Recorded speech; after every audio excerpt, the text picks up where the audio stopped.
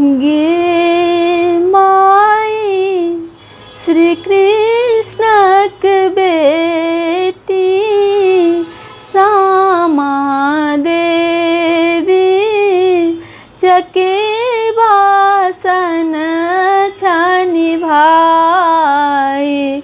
गे माई श्री कृष्णक बेटी श्यामा देवी चके बासन छानी भाई। कार्तिक शुक्ल पक्ष सप्तमी तिथि का घर घर श्यामा के वास।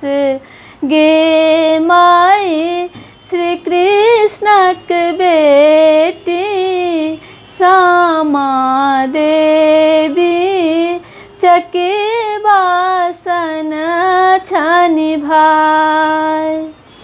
कथी के श्यामा कथी के चके बा कथी में श्यामा के सजैब।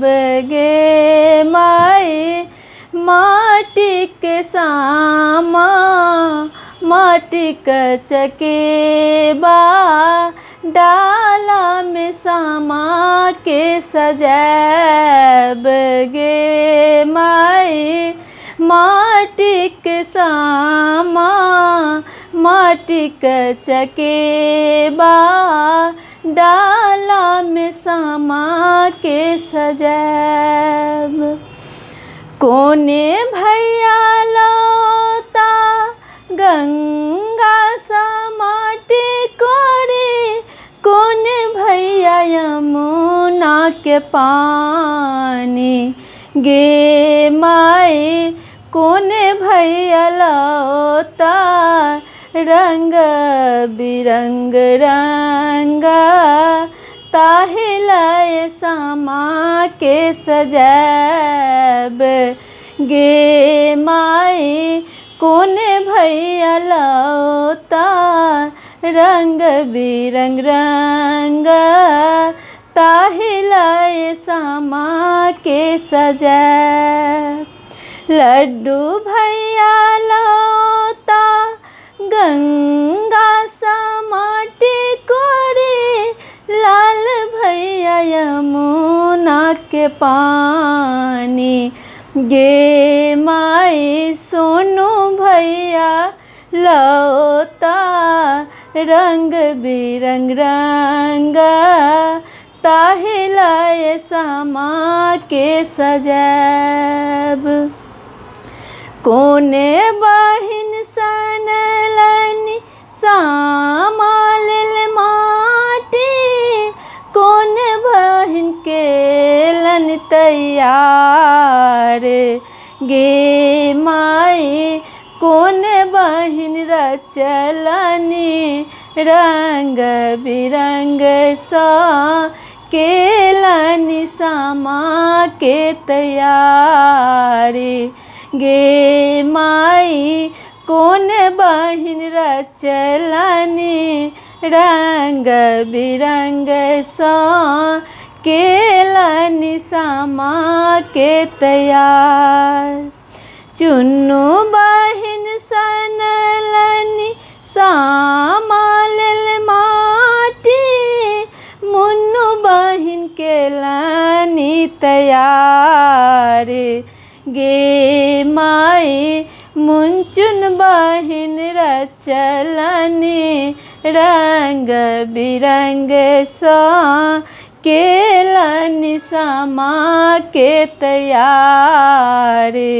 गे माई मुंचुन बहिन रचलनी रंग बिरंग सा केलनी श्यामा के तैयार।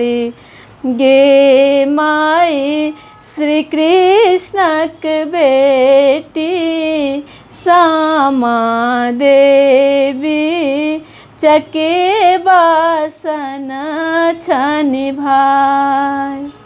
कोने भैया लाओता लहंगा चुनरी, कोने भैया लाओता हार, गे माई कोने भैया लाओता चूड़ी कंगना, ताहि लाए सामा के सजैब, गे माई कोने भैया लाओता चूड़ी कंगना, ताहि लाए सामा के सजैब।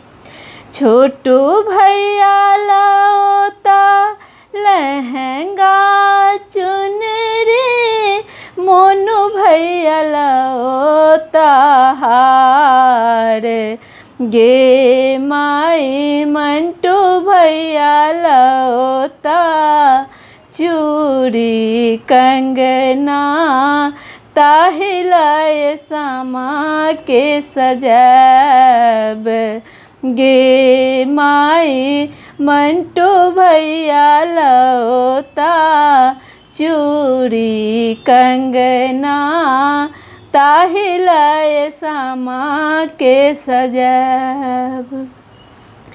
कोने बहिन पहिरेलनि लहंगा चुनरी, कोने बहिन हार, गे माई कोने बहिन चूड़ी कंगना, केलनि सामा के तैयार।